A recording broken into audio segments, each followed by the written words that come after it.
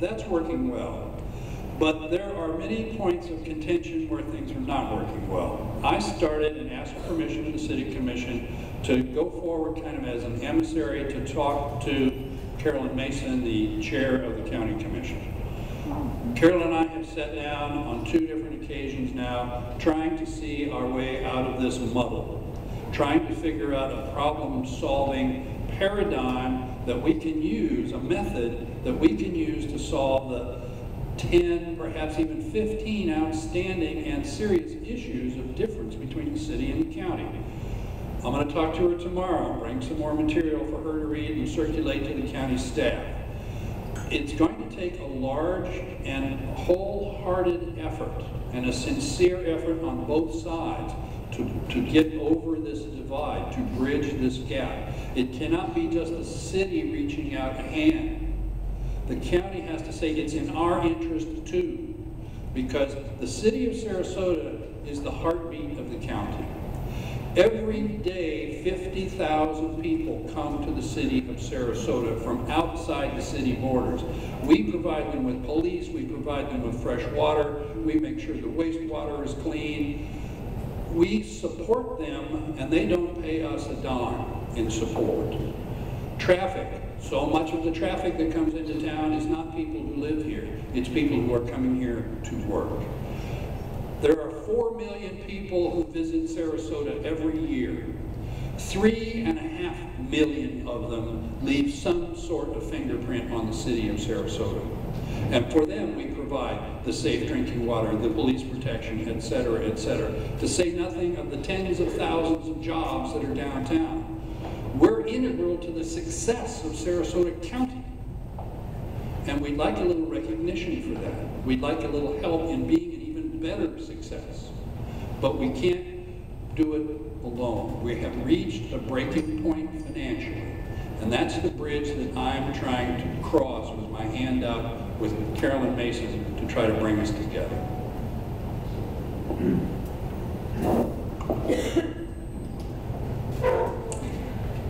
Yes, the relationship with the city and county government is broken.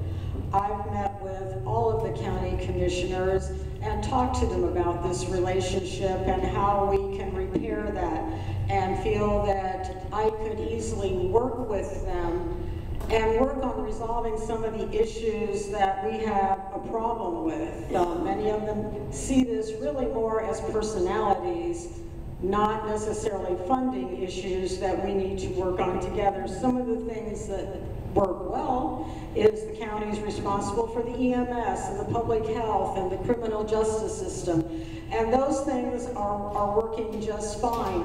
But there are many other things that are not. And one of the critical things is, if we can't repair this relationship with the county is threatening to move their offices out of the downtown. That's 1,300 jobs we would lose in downtown Sarasota that would affect the retail and the businesses and the restaurants downtown. So it's very important that we have somebody on the city commission that has experience and with resolving conflicts and making things happen and looking for win-win solutions to resolve those.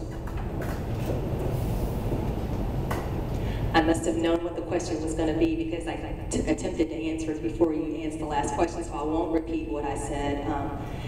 Given the fact that we have problems, I think one major positive thing is, despite the inability to move forward, there appears to be a willingness. There appears to be a willingness on both the city and the commission side to come to the table and move forward with suggestions for improvement. One of the areas where we fall apart is what's the joint responsibility as to how we pay for those issues. We've talked about homeless, we've talked about transportation. I come to the table with the mindset that I'm not going to hold one major need for the expense of another. And I think we've seen in the paper where we've been talking about, what's happening with the land on Ringling Boulevard and whether that's being held up in exchange for having a response to the homelessness. I think we need to stop that type of mentality so that we can begin to move forward. I think on the outside looking in, it appears that we're holding projects hostage, but I think there's just a sheer frustration of not being able to move forward. So I see us having a mindset of being able to move forward. It's just a matter of having a pathway to get there. I think that it's going to take some investment on both parts, on the city and the county, to set aside designated funds for jointly approved activities to move forward, and that we're going to have to start from scratch in that regard. It's a tough proposition to forget what happened in the past in order to move forward, but as a commission on both the city and the county side, we both have to do that. It's not that you just throw the city away or throw the county away, but that we start from a starting point. You know, in my business, we go to mediation sometimes. And in mediation, we both make sacrifices. There are things that we both give up in the short term to get something in the long term. And I think the willingness to come to the table in a mediation type setting is going to get us to the position where we can move forward. Is it going to be easy? Absolutely not. But the fact that we come to the table means that that's a starting point. And I also would like to say that to the extent that the community and the media supports a renewed relationship, that will go a very long way in setting the atmosphere to get things done. We always hear about the negative things that are happening. We don't hear about the positive growth and trends. So I think as a community, we have to ask for that. We have to demand it. And when we do, it will push both commissions to the table to get things done. If all we want is negative, then that's what's going to happen. If we decide that we're going to make a difference, we're going to put the past behind, we're going to move forward, we're going to lay aside those things that divided us, then we can move forward and step by step make a plan. Well, I'll tell you what I think is keeping us from getting along right now, and it's the election. I was talking to one of the county commissioners the other day, and his comment to me was, as soon as you're elected, make me your first phone call. Because I believe there's a new county commission, though I do wish Nora were still on it, and there's a new city commission right now. Everyone, I believe, I have great hopes that everyone's ready to start working. And what would I do to get it going? Well, we've all talked about this quite a bit. I think, first of all, we're all professionals, so no dramatics. We'll just come in and discuss things on a professional level. But as a trial lawyer, I don't go anywhere unless I have evidence and I have facts and I have statistics. So hopefully when we sit down with the county commission, which I hope will be very soon, we'll have a case to make that any professional, any intelligent person would understand, and I trust that they will as well. And my guess is we'll have a lot more common ground than we realize. If you take the dramatics out of it and put the statistics and the facts in. I would also say that at this point, we're all coming out of the recession. Cash has been an issue for both the county and the city, but it'll loosen up a little bit. And hopefully people will start to work together on that basis. We're not all fighting over every dollar. I'd like to see us work on one or two issues at a time.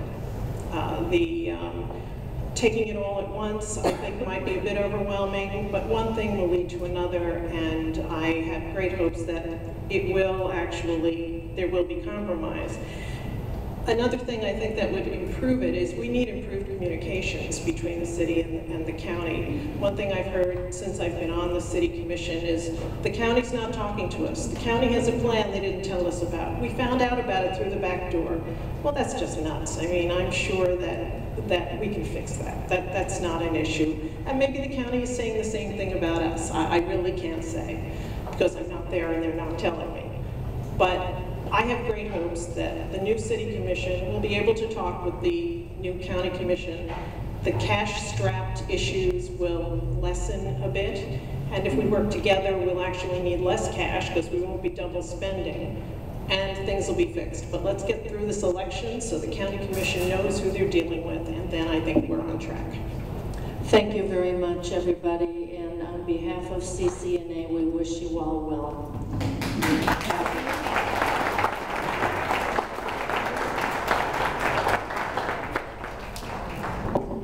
Kathy, these are great questions. I do have a question. Somebody's filming here besides Pete in the center. Can you identify yourself? Diane. And who are you filming for? Well, I'm hoping to get some of my questions answered and I'm going to get it on. So it's just a personal thing? It's for Minnesota Move to America. Okay, I didn't know whether you were with the press or not. Okay. Thank you. Minnesota moved to amend.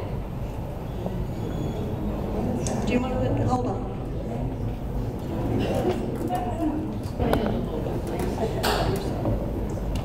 Diane Dessenberg, and Minnesota moved to amend is working to get a constitution to amendment to the U.S. Constitution that corporations are not people and that money is not speech and that we can make campaign finance regulation. We have that in Sarasota right now, but the Supreme Court has ruled it unconstitutional, and so everybody in the whole country needs to get worked up on this. Thank you. If you'll pass the microphone down to Liz, please.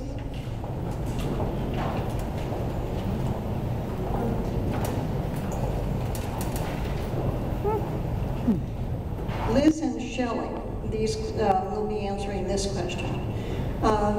Two of you are challengers to the sitting commissioners already involved, who are here, who already are involved in the enormously complex budget process in progress since February. What are you doing to make sure you will be able to step into that ongoing process and be able to make sound decisions if sworn in just 3 days after the election? Well, I actually, is this one? It doesn't sound like it's hello? Okay, that's better. Actually, I attended the budget workshop today at City Hall, and I've also met with the budget director so that I would get a better idea of the budget issues so that when elected, I would be ready to move forward. Shelley? Yes. I've met with all the departments throughout the city in terms of what they foresee as budget issues and budget priorities. I've met with the finance department with regard to the incoming grant coordinator, which has spearheaded an additional way to bring in dollars that may offset some of our unfunded projects. Of course, I've attended city commission meetings and downloaded all of the backup material, watched and reviewed to see what some pressing issues are. From a workshop perspective, the finance director has been helpful in terms of projecting what the presentation will be in terms of moving the city forward. And in terms of the additional work, as a skilled trial attorney, I have the skill ethic to be able to review and prepare and digest and research issues as they come to the commission, just as have been presented to the sitting commissioners. They receive their information in advance with an opportunity to review materials, ask questions, do additional research. I'll carry those efforts forward from a litigation standpoint and from an attorney standpoint to be able to address those issues. It's going to take review, it's going to take asking questions, it's going to take meeting with other departments and seeing what recommendations have been made, and that will be a process that will start upon being elected. Thank you. If you'll give the microphone back to Liz. This question is for Liz and Eileen, with Liz first. Two of you live in downtown high-rises.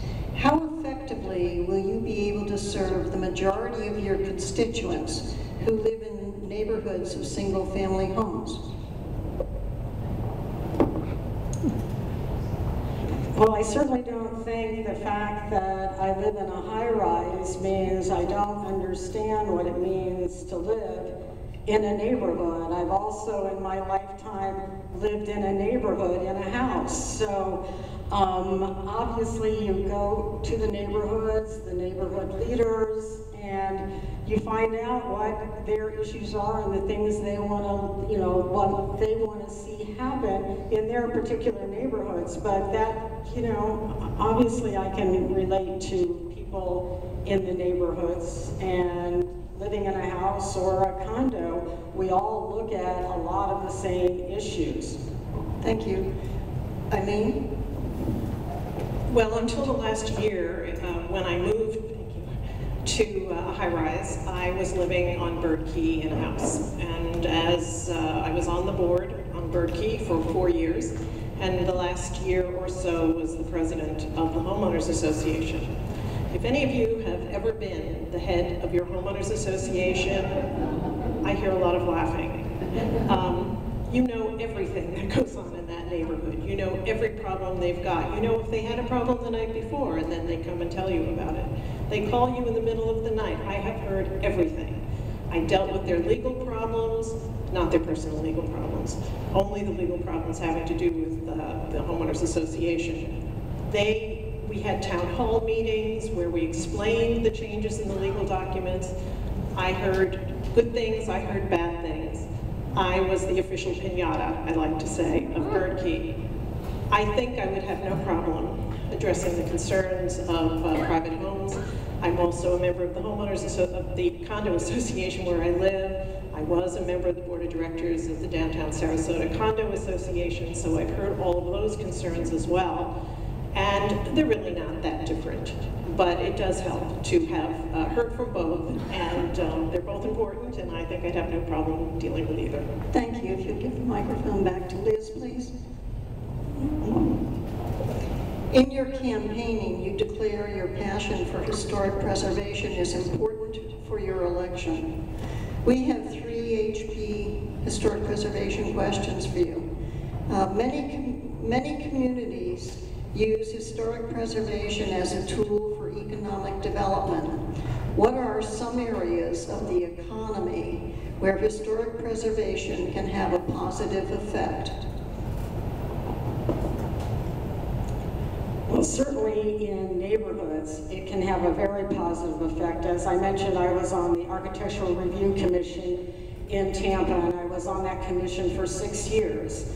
And I came on as the citizen member. I knew nothing about historic preservation. I knew nothing about architecture. And what we did was we were charged with making sure the historic districts in Tampa, like Old Hyde Park and Seminole Heights, kept their historic character.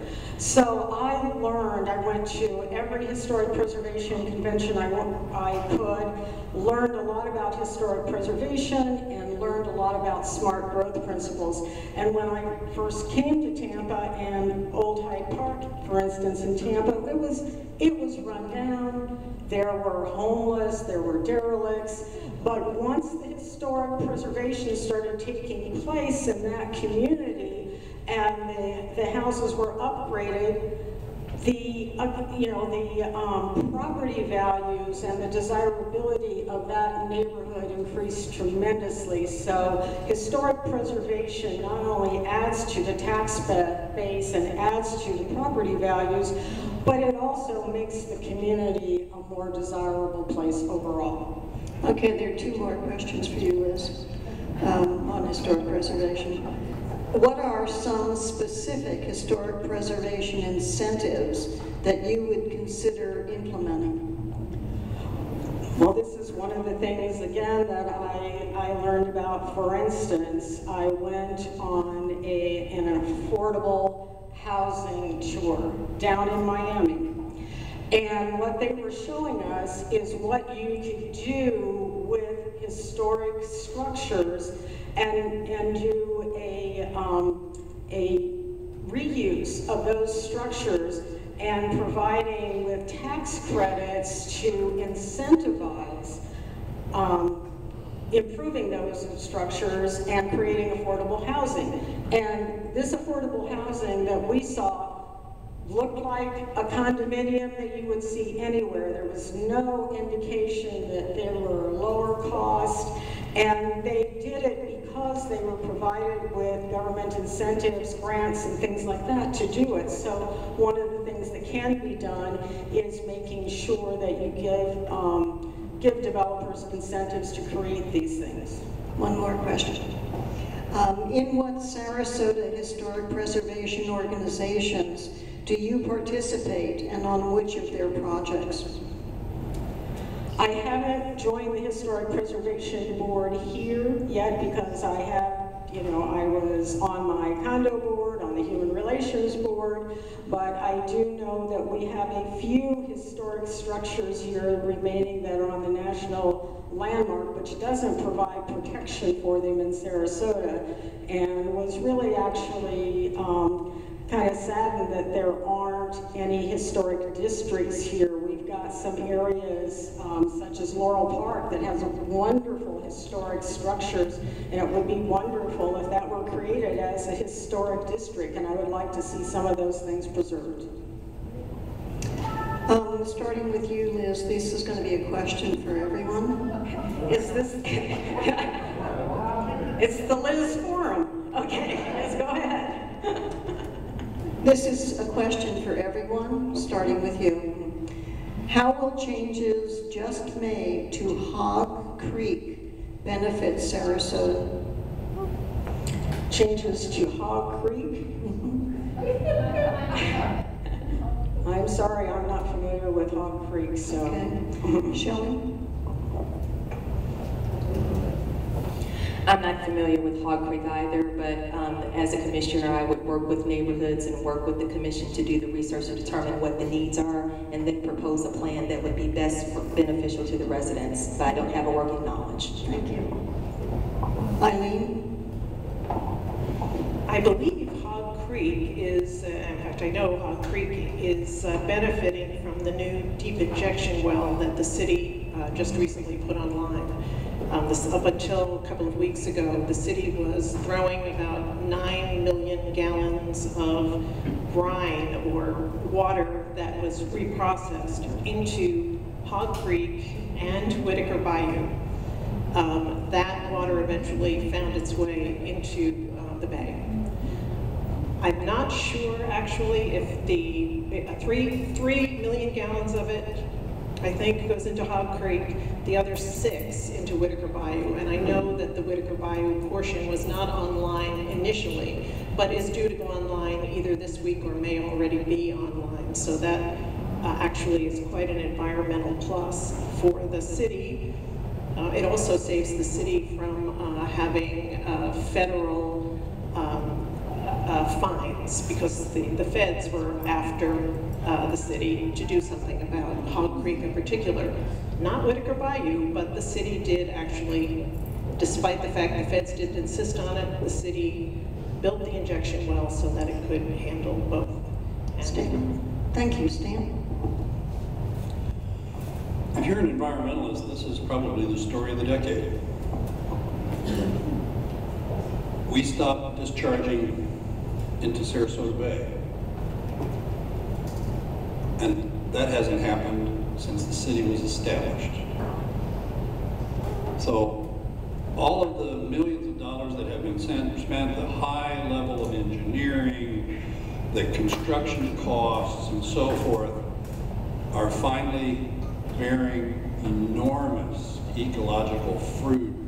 We have stopped polluting the bay as a city, and that deserves high recognition. Thank you. Keep the microphone. The next question line will go with you. I'm going to go back and forth across the line because we only have one microphone.